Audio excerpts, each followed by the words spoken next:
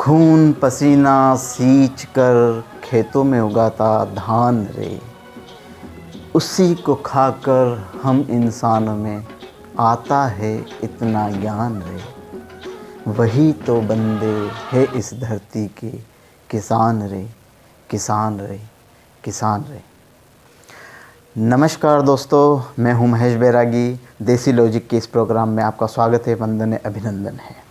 आज हम चर्चा करेंगे किसान और सरकार के बीच में जो रस्साकसी चल रही है उसके बारे में। मैं अपने देसी लॉजिक की भाषा में इस बिल को जो सरकार के द्वारा पारित किया गया है उसको समझाने का प्रयास करूंगा। सितंबर माह में पारित हुए किसानों के लिए 3 बिल जिसे राष्ट्रपति द्वारा मंजूरी मिली, उसी बिल को लेकर किसानों में कुछ मतभेद हैं।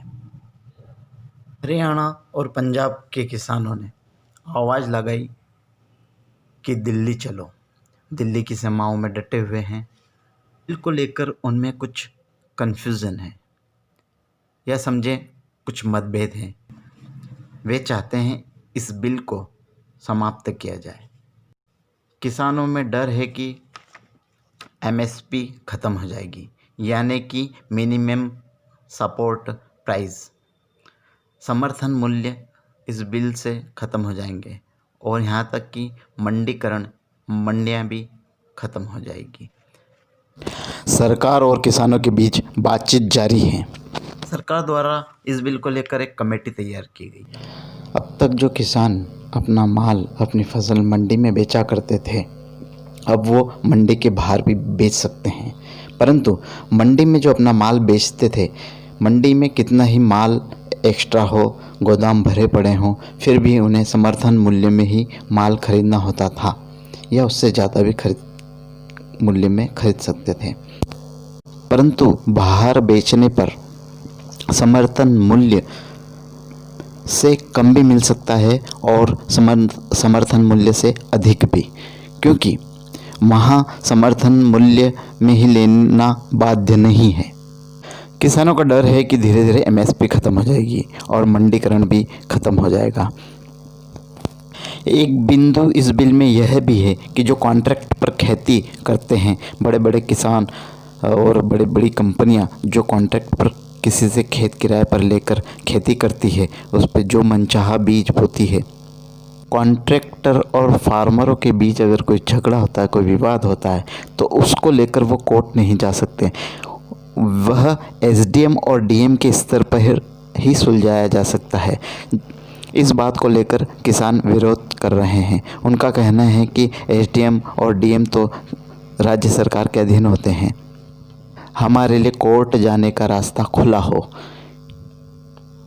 मंडी में खरीदने वाले ट्रेडर्स को टैक्स देना होता है, परंतु बाहर खरीदने वाले को टैक्स नहीं देना होता है।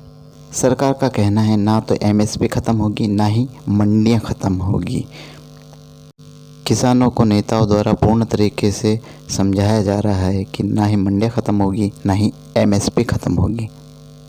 यही कुछ बिंदु हैं इस बिल को लेकर, जितना मैं समझ पाया हूँ आप लोगों के सामने इसको रखा है।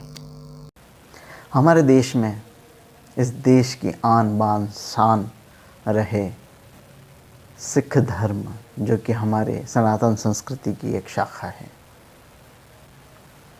हमारे गुरुओं ने हमारी सनातन संस्कृति को बचाने के लिए अपनी जान की कुर्बानी दे दी है। हमारी सनातन संस्कृति की रक्षा के लिए हमारे सनातन वीरों ने इस देश की संस्कृति की रक्षा के लिए अपनी जान कुर्बान कर दी है। आज कुछ लोग ऐसे देखने में आते हैं जो उन कुर्बानियों को भूलकर केवल अपने निजी स्वार्थ के लिए सनातन संस्कृति को दोष देते हैं, उन्हें भला बुरा कहते हैं। मैं कहना चाहूँगा, सनातन संस्कृति के इस वृक्ष के बौद्ध, सिख, जैन सनातन संस्कृति के वृक्ष की ऐसी शाखाएं जिसमें सबसे मीठे फल लगते हैं।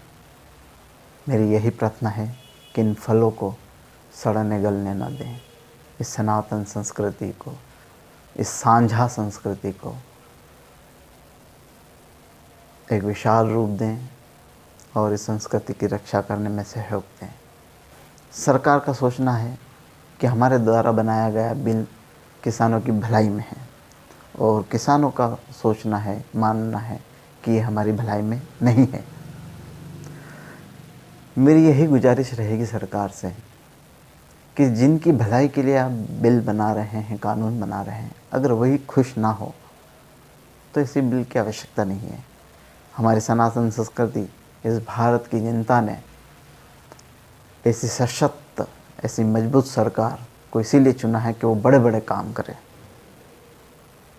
छोटे छोटे काम नहीं, बड़े बड़े काम करे। जो हमने पिछले दिनों में देखते आए हैं, जो आपके बड़े बड़े कार्य हैं, जैसी हमें अपेक्षा है, कई ऐसे कार्य हैं जो आपको करना है, और उसी उम्मीद के साथ हमारे देश की जनता ने आपको बिठाया है।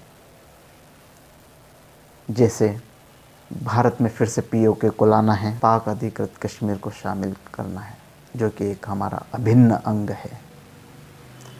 Uniform civil code, common civil code लाना है, समान कानून, समान संविधान, समान विधान। एनआरसी, इस देश में घुसपैठिए उनको इस देश से बाहर करना। आप ऐसे ही बड़े बड़े कानून जिनके लिए आप जाने जाते हैं, वही कानून पारित करें, इसीलिए आप लोगों को लाया है। बाकी कौन खुश होता है, कौन दुखी होता है, इसकी चिंता ना करें, और जिनकी खुशी के लिए आप जो कानून ला रहे हैं, अगर वही ना खुश हों तो ऐसे कानून की कोई आवश्यकता नहीं है। जहाँ तक मेरा मानना है कि किसान और सरकार के बीच में बातचीत जारी है, और इस बातचीत का अच्छा परिणाम निकलेगा। सरकार उन्हें संतुष्ट कर पाएगी, और जो भी गलतफहमियां हैं किसानों के बीच वो दूर होगी। किसानों की समस्याओं का निदान करेंगे, उनकी गलतफहमियों को दूर करेगी सरकार। और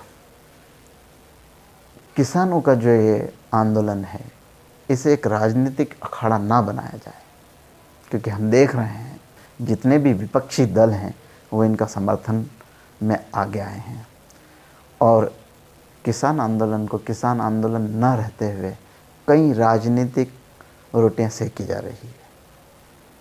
कई ऐसे चेहरे दिखाई देने लगे थे और लगे हैं बीच बीच में, जो संदेह के घेरे में आते हैं। तो किसानों से भी निवेदन है कि अपने साफ सुथरे अभियान को राजनीतिक कीचड़ में ना खराब करें, किसी को अपने चूल्हे पर किसी और को रोटी ना सेकने दें। यही मेरी गुजारिश है। मुझे विश्वास है किसानों और सरकारों के बीच में जो भी बातचीत होगी उसका सकारात्मक परिणाम आएगा, और सभी उसमें संतुष्ट होंगे, और हमारा देश प्रगति की राह पर चलेगा। किसानों की जो मांग है वो भी पूरी होगी, और जो सरकार समझाना चाह रही है वो समझा के रहेगी। दोस्तों, मेरे इस छोटे से प्रयास को सफल बनाएं। इस वीडियो को लाइक करें, शेयर करें, सब्सक्राइब करें। धन्यवाद। नमस्कार।